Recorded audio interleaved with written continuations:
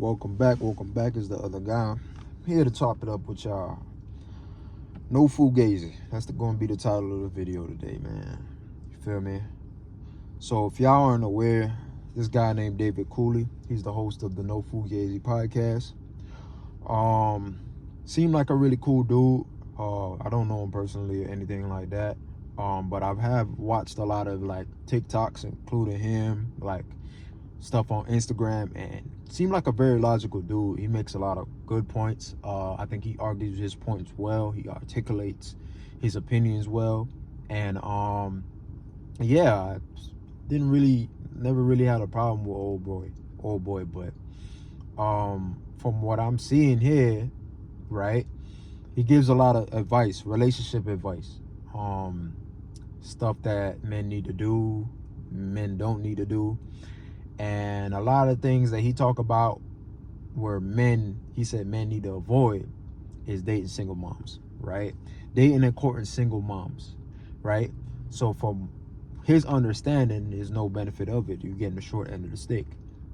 And I get that. Many men get that, right? Although many men might not have lived it, they've seen other men and seen examples of guys stepping up to be stepdads, right? And they look at the whole entire concept as laughable. They're saying, yo, there's no point of doing that. They're not your kids. You never get to discipline it. And it was pretty much one of his talking points, right? And he ragged on it a lot.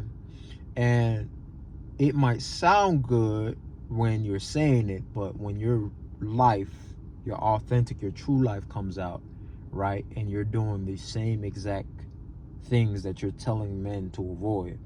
Basically, you're saying live a life of A, B, and C, and you're telling men to live that life, but you're doing something completely different in opposite of the life you're telling other people to live, then we're going to look back at you. It's the same situation that this other content creator named Donovan Sharp pretty much going through. His story was more so like he was saying never date single moms, they're for recreational purposes only. Basically have fun, hook up, have sex, you know what I'm saying, have that good old time and then keep it pushing.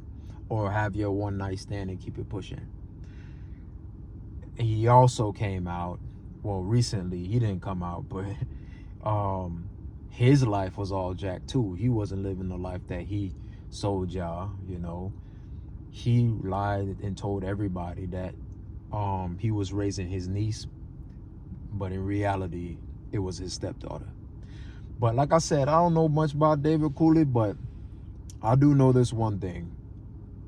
It's important for you to live your life with truthful integrity, because now going forward, his words, although they're correct and I align with them, I agree with them, they fall short now heavy. They have no weight to them.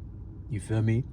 And so I wanted to call this video No Fugazee because I want to give you genuine reasons on why I don't deal with single mothers, right? Personally. And these are from experiences. So my first experience was, believe it or not, man, I was 17 years old. I was still in high school, right? I was still in high school, and I dealt with a woman named M. Let's call her M for the purpose of this video, right? Just keep her privacy and stuff like that, right? M, she was attractive to me, right? And, you know, she was attracted to me as well. And me and her, I guess, started kicking off and stuff like that, right? And she had a child. She was 17 at the time, and she was a very, very young mother, right? Me, I'm in high school, have my whole life ahead of me. There's not really much I know. Hell, I would tell you the truth, I was even a virgin at that time. Hell, there's nothing wrong with that, but it shows you that I never really lived much life, right? I haven't experienced much, right? But me and this girl was still kicking it off, right? And it was like one of my first experiences where I had a girlfriend that was like actively in class with me, and at the same circumstance live in the same neighborhood as I did. So there were times that, you know, we would be like in the back of the bus kissing and stuff like that. And, you know, you watch those movies, like the high school movies, where you see the young kid, you know, he got a girlfriend and stuff like that. And it felt good having that experience, right? Where, you know, you were on that bus and you were kind of booed up and shit like that. Everybody knew you was booed up. But when you're in school, you're not really worried about the stuff that she has to do outside of school. See, now I got to go home to my video games. I get to play video games. I had to do homework or whatever, right? I get to just chill. But she had to be a whole ass mother. You get what I'm saying? So I went over to her house once. Her parents wasn't there or nothing like that, right? And we was kicking shit off, right?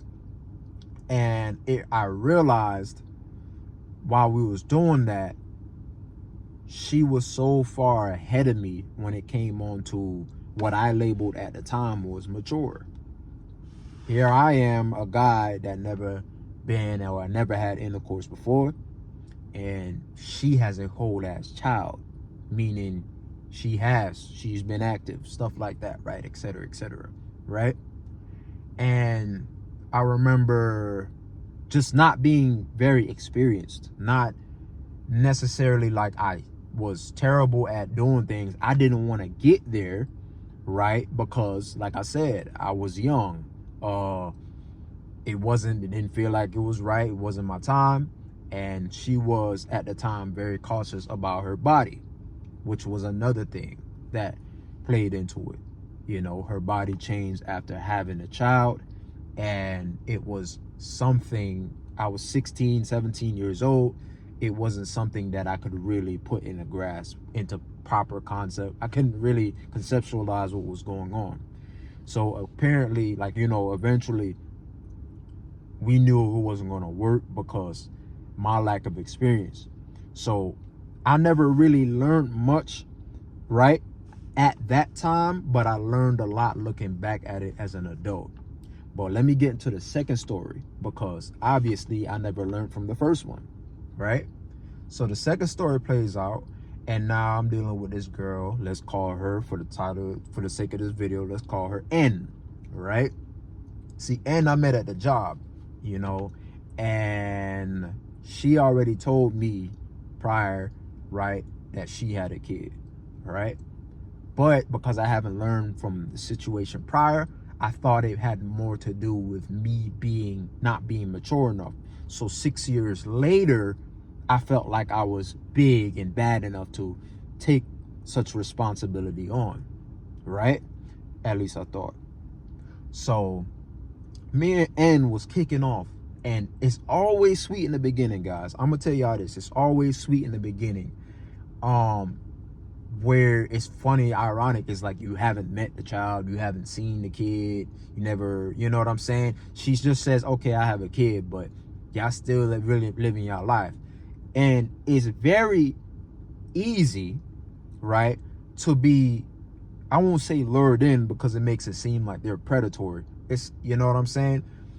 Although they can be, but it's very easy to go down that path thinking, nothing's gonna really happen, nothing's gonna, you know, the recreational purposes, right? And I'm gonna get to that at the end of the video, right? It's very easy to think that, yeah, I'm just gonna go in there and have my fun and then have my way and then get out as quick as possible. But it doesn't work that way. See, every second that you take with that person, every time you spent with that person, you're getting more and more attached to them. You're getting weaker. You're letting things slide by more, which was happening to me. So, like I said, everything was pretty smooth in the beginning. Like, you know, we had sex, you know, we had a blast, we went out, we went on dates a lot, you know what I'm saying? It was cool. But the moment after I met her child, things start to shift, right? All her troubles from her past, all her current troubles now, started dealing with it. And yes, she was dealing with an absent father, right? A guy that would be considered as a deadbeat, that's also not on any kind of child support whatsoever, right? And what would be the main talking point of the day shifted from us doing things, learning about each other, and it became more about the struggles and what she had to go through, and how if that guy didn't have did what he did, this and that, etc., right? So I don't went from us going out on dates, having sex, having time to ourselves, to having her child along most, if not around all the time, right? And over time, she became more annoyed because I was trying to relate and I couldn't because I never had a child.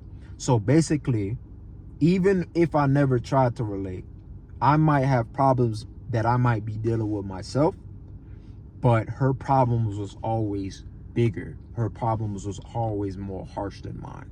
So it was, for me, was like, that ain't nothing. Get over it. I gotta deal with this. You're right. You gotta deal with it. Over time, she started to become more annoying. And just thinking back at it now, obviously I wish I knew better. I wish I knew more. But I'm here to tell y'all now, like, her trauma eventually just started leaking out to the point where she was hurting other people around her, including me. So on her way out, basically, right, where she was about to move or whatever the case was, I was out of town for my sister's graduation, and she had called me to tell me that she ended up sleeping with her ex, right? And I remember I got off the phone immediately and I was pissed, but I wasn't that pissed. Here's why I was pissed. I was pissed because I was embarrassed, but I wasn't mad or angry because I was in a car ride on the way home from my sister's graduation, headed on the way home after like a 3.5, 4 hour drive, right? From Tennessee, right?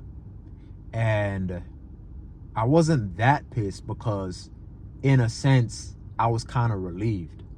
I was kind of relieved that I didn't have to travel with her on these long train/bus rides to pick up her kid anymore. I was relieved that I didn't have to hear more so about the story about how she had to live, at her friend's place, right? Or her ex-friend's place that her friend doesn't no longer want her there anymore, shit like that. I was relieved of her baggage, so I wasn't too mad about it. But she had called 43 times. I counted, you know what I'm saying, for content purposes. I was like, this might be useful information later. It is now. I would say, what would be, almost 10 years later. It is now, right? But yeah, like, I was relieved. I was kind of happy that I didn't have to deal with it anymore. At least I had a great enough excuse not to, right? Because, she cheated. But when she called that 44th time and I had time to listen out and hear what she had to say, she did not blame that guy. She did not blame even herself. She blamed her baby daddy. She blamed the guy that left her be to just have that child and raise that child by herself. She blamed that guy, right? And from then I knew, and I'm like, even though she didn't blame herself, you might be judging her for the content of her character. Why would she do something like that? Why would she cheat on you with her ex, sleep on, blah, blah, blah? The point is, she said it stemmed from her situation, her baggage. And that told me everything that I needed to know. outside from the fact of, you mean to tell me that there's a guy out there that's not on child support, that's not making payments towards anything, and he gets to just have a child and just not be there? Like, who the fuck does he think he is? Is he Goku? Like, is this nigga saving the world somewhere? Like, is he Yujiro Hanma? Like, is this nigga strong as shit? Like, why do a man like me gotta step up for his lack thereof? And from that experience, I was just like, yeah, it's not worth it. It's not worth it. It's embarrassing. And even I had even circumstances knowing that it didn't feel right, because I was in college at the time, and I was in school, and sometimes she would want to come up to the dorm, or she would want to, you know, be by the dorm. And I was kind of embarrassed. Like, I was embarrassed. Like, you know, I just didn't want to be seen around her, around the college kids that was living their lives, that didn't have stuff like that to worry about. At least not that I knew of, right? But, you know, you all in your head when you're young. You think too much about what people think, right? But I was like, people were coming up to me like, oh, like, that's your child, oh my God, this and that. And it wasn't. You know, it wasn't my kid. Me and this kid wasn't blood related. We kind of got acquainted, yeah. And the main thing that taught me, that says, yo, I don't want to deal or ever be a stepdad, is the fact that I was in that kid's life for about like a year and some change, doing stuff for the kid. Yet I never spoke to him again after we stopped dealing with one another. I haven't seen him since. I haven't heard of him since. He doesn't remember me. So even that time invested and money invested in stuff that was done was going down the drain. So from that experiences, my experiences only, I won't put myself in that situation again. Now, going back to what I was saying earlier, men think, and it's easily said than done, that, hey, I'm not going to deal with a single mom because it's easy. Because you know, it's easy as that. You know, you don't have to put much mind to it. You're not going to get much out of it. Just like what I told you, right? But it's easy to regurgitate what everyone else is saying and not have experienced it yourself, and then seeing it for yourself and being like, no, this is not the way. It's easy to be like, yo, I'm going to go in there and I'm going to have sex with her and that's it. Guys, I'm telling you this right now. It's not even, they're not, you can't say they're for recreational uses only. I'm telling you not to even do shit like that. Because when you are in pussy, when you are getting pussy, when you're having sex, it does weaken your standpoint. You do get softer. You are going to want to come over more. You are going to want to spend more time. And you're going to be saying yes to things that you were originally going to say no to eventually. So that's why I don't choose to deal with women that have kids. I don't have kids for myself. In a relationship now, we both don't have kids, and we've been together for 5 years, and we just enjoy each other. You know what I'm saying? Shit, hell, I don't even know if I like kids, you know? But going back to what I was saying, it took me, even from the first circumstances, to learn that not only was a mature situation, right, that I didn't have enough maturity for it, right, the kid wasn't mine. So if I was supposed to attain that maturity, which I probably still don't have now because I don't have a kid, if I was supposed to gain that knowledge, gain that wisdom, I would like it to be my kid. I'm talking about the first situation now. I would have liked it to be my kid. So it would have been my woman's body that had been altered, and I've been dealing with her for a long period of time, and knowing that it's my child, so me and her could go through that together. So she could have that, she could come home and maybe she would have had to do homework that night, and maybe I would have had to do homework that, but it would have been our child, and we would have had to grow together on that subject. But yeah, another talking part. I know this video long as hell, right? But yeah, man, shit, man, that's all I gotta say to y'all, bro. That's why I don't deal with it. You know, more power to you if you do. But yeah, like, comment, subscribe. Take it easy.